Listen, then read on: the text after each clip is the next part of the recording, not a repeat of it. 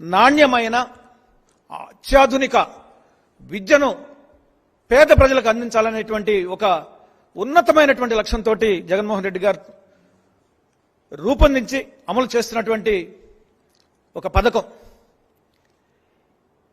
ఈ పథకం బ్రహ్మాండంగా అమలవుతున్నటువంటి సమయంలో పచ్చ మీడియా ఏమంటుందంటే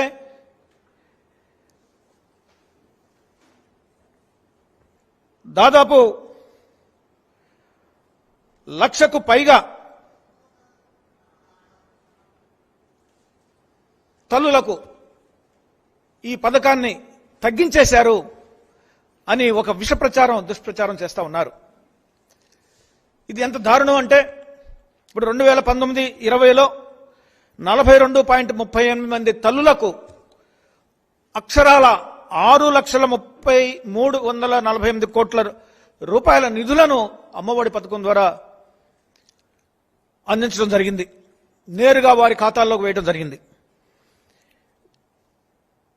1922-23లో 42.68 లక్షల మంది తల్లులకు 29,000 అంటే సుమారు 6,398 కోట్ల రూపాయలని వారి ఖాతాల్లో జమ చేయడం జరిగింది. ఈ వీడియో కానీ మీకు నచ్చినట్లయితే లైక్, కామెంట్, షేర్ చేయండి. మరిన్ని అప్డేట్స్ కోసం సబ్స్క్రైబ్ చేయండి.